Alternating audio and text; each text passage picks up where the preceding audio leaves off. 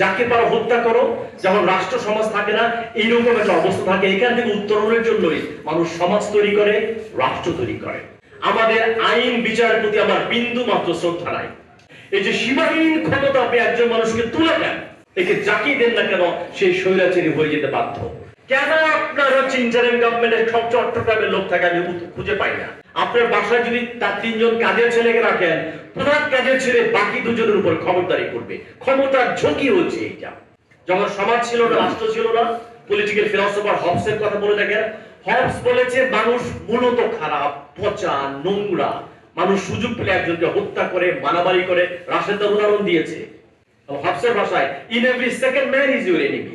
তোমার পাশে যে বসে আছে সেই তোমার পটেনশিয়াল এনিমি, সম্ভাব্য শত্রু হয়ে উঠতে পারে। হবস বলেছেন, kill whom you can, want what you take.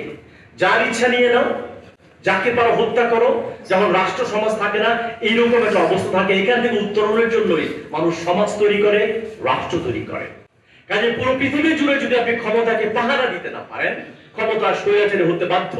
আমাদের সংবিধান এবং রাজনৈতিক ব্যবস্থা দেখবেন, যিনি প্রধানমন্ত্রী তিনি সংসদের নেতা, তিনি তার পার্টির প্রধান, তিনি হচ্ছে আবার সংসদীয় দলের নেতা।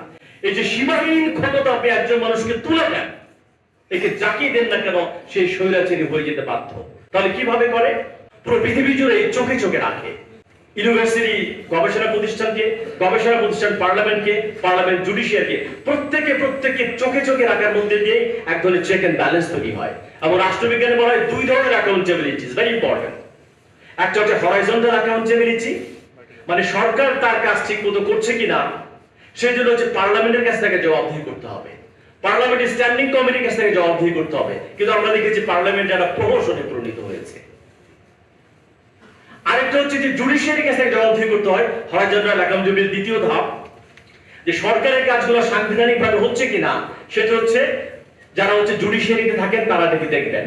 কিন্তু আমরা দেখেছি আমাদের আইন বিচারের প্রতি আমার বিন্দু মাত্র শ্রদ্ধা নাই। এবং নাই এই কারণে দেখেছি যে দুটো প্রধান বিচারপতিকে কান ধরে বের করে দেওয়া হচ্ছে। কিসের আইন, কিসের বিধান বলেন? কাজে এই সংবিধান এবং বিচার ব্যবস্থার প্রতি বিন্দু মাত্র শ্রদ্ধাবোধ আমার আসলে নাই। কাজে এই যে নতুন করে নির্মাণ করতে হবে এবং রক্ত দিয়ে আমাদের যে ছেলেমেয়েরা দিয়েছে তার উপরে দাঁড়িয়েই একটা নতুন রাজনৈতিক বন্দোবস্ত আমরা চাই। এর বাইরে আরেকটা হচ্ছে ভার্টিক্যাল অ্যাকাউন্টেবিলিটি। সরকার ঠিক মতো চলছে কিনা তাকে দেখবে সিভিল সোসাইটির লোকরা, তারা তাকে চোখে চোখে রাখবে। কিন্তু আমাদের সুশীল সমাজ দেখেছি, শিক্ষক, সাংবাদিক, রাজনীতি থেকে শুরু করে সমস্ত জায়গায় আছেন, প্রত্যেকে হয় আওয়ামী লীগ অথবা বিএনপি লীগ। আওয়ামী বাঙালি লীগ আমি দেখেছি, জাতীয়তাবাদী সাপুরে দল আছে, আপনারা জানেন। সমস্ত সিভিল সোসাইটি সংগঠনগুলোকে পার্টিয়ার কি বলে, পার্টিতন্ত্র গ্রাস করে ফেলেছে আসলে। কাজে স্বাধীন মতামত দিয়ে একটা পার্টি ঠিক মতো চলছে কি চলছে না, আফসার ভাই যেটা দিয়েছেন, এই বিচ্যুতি চোখে ধরিয়ে দেওয়ার দায়িত্ব হচ্ছে সিভিল সোসাইটি। আর হচ্ছে গণমাধ্যম। সেই গণমাধ্যমের প্রধানমন্ত্রীর প্রেস কনফারেন্স আমরা দেখেছেন যে কিভাবে একটা স্থাপকতায় সাইকোফেন্সে পরিণত হয়। কারণ যে ব্যবস্থায় এতকাল চলেছে বিশ্বাস করেন সেই ব্যবস্থা দিয়ে চলবে না, সেই সংবিধান দিয়ে চলবে না, সেই বিচার ব্যবস্থা দিয়ে চলবে না।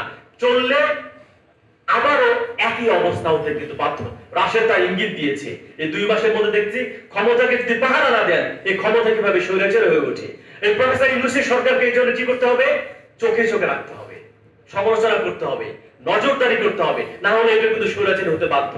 এবং এই সরকারের প্রধান সমালোচনা আমি দেখতে পাচ্ছি, আগে তো বলতাম সব গোপালগঞ্জের লোক দেয়, কেন আপনার হচ্ছে ইন্টারিম গভর্নমেন্টের সব চট্টগ্রামের লোক থাকে আমি খুঁজে পাই না। এত বিশ্বজন নাগরিক নোবেল লড়িয়ে আপনি আঞ্চলিকতা থেকে বেরোতে পারলেন না। ভিসি প্রভিসি যারা দিচ্ছে সিংহবাগ চট্টগ্রামে, উপদেষ্টা সহকারী যারা দিচ্ছে তারা চট্টগ্রাম। আশ্চর্য ব্যাপার, আর লোক নেই। গাজীপুর থেকে চট্টগ্রাম, পঞ্চগড়, বরিশাল, রাজশাহী কোনো রিপ্রেজেন্টেশন এখানে নাই। এই আন্দোলন ছাত্র জনতা, শ্রমিকের অনেক শ্রমিক মারা গেছে, একজন শ্রমিক মেহনতি মানুষের প্রতিনিধিত্ব ইন্টারিম গভর্নমেন্টে আছে বলেন আমাকে? এখানে নাই। এই সমন্বয়কের আন্দোলন করেছে আমাদের নারী সমন্বয় ছিল, আমি একজন নারী সমন্বয়কে দেখতে পেলে খুশি হতাম, তার প্রতিনিধিত্ব এখানে নাই। এখানে অনেক ভালো ব্যবসায়ীরা আছেন, ব্যবসায়ীদের কোনো প্রতিনিধিত্ব এখানে নাই। কাজে একটা ইন্টারিম গভর্নমেন্টের যারা জাতীয় চরিত্র সেটা কিন্তু এখানে রিফ্লেক্টেড হয়নি। কাজে এই যে আমি বলছি, প্রফেসর ইউনূস নিজেই বলেছেন, আমাদের উস্কে দিয়েছেন যে আমাকে সমালোচনা করো, না করলে আমি বললাম ক্ষমতা স্বৈরাচারী হতে